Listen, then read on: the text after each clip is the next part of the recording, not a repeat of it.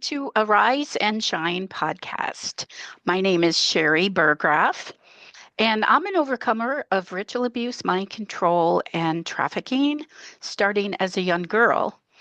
And today I'd like to talk about change that we crave versus the work that we avoid. My husband and I were talking today, and he said something that stopped me in my tracks. He said, there are people who want changes in their life, but they don't want to do the work it takes to make those changes happen. Suddenly, everything that I've been working on in my journey lately clicked. We live in a world that promises instant transformation, instant gratification, quick fixes, easy solutions. But here's the brutal truth.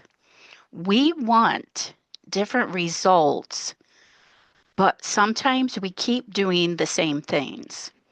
We want healing without feeling, growth without the discomfort, change without changing.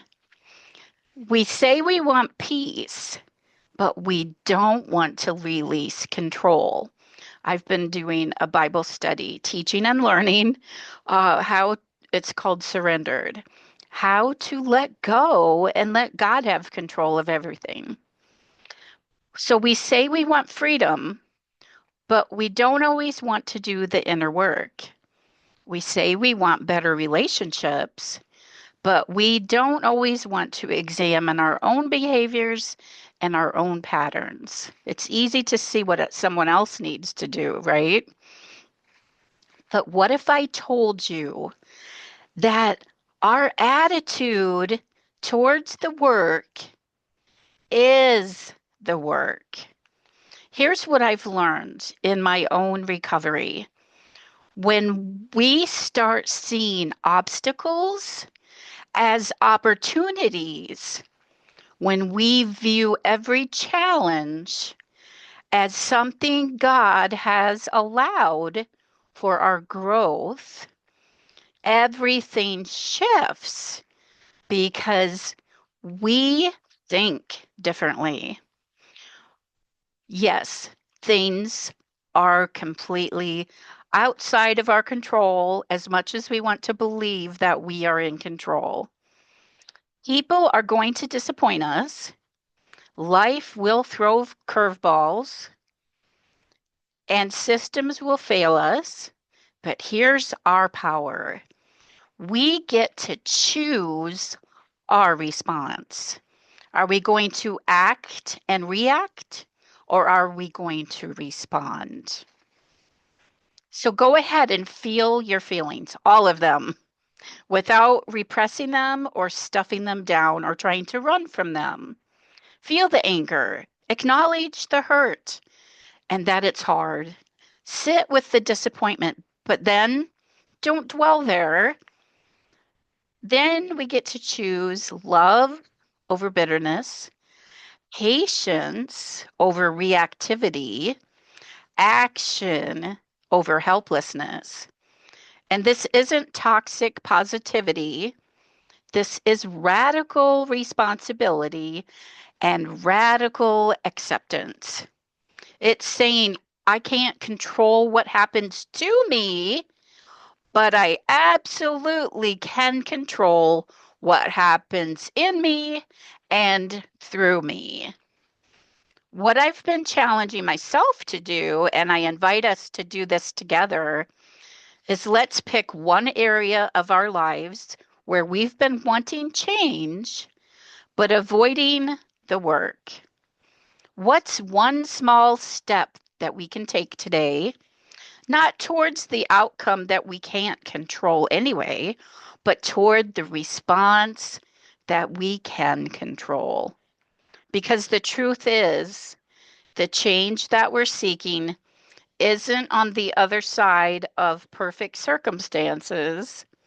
It's on the other side of our willingness to do the work, even when it's hard. especially when it's hard. It's on the other side of our willingness to do the work and especially supporting each other. Drop a comment below, like and subscribe. Share one area where you're ready, if you're ready, to stop avoiding the work and start choosing how you're going to respond. Recently, I took a flight to Lake Tahoe, Nevada. My intention, and I got up at 2 o'clock in the morning to leave on a flight out at 5 o'clock from Des Moines, Iowa. When I got to the airport, there were several delays. My flight kept being delayed until 10 o'clock in the morning. I missed my connecting flight and I had to reschedule the flight, which the airlines was very good at helping me with. And then it ended up that I had to take two more planes once I got to Fort Worth, Texas, or Phoenix, Arizona, or wherever I ended up. And I did not get to my destination till after 9 o'clock p.m., and that was Pacific time. So it was actually 2 hours later, my time. And all along, I was learning to just let go and let God have it because nothing that happened that day I had any control over.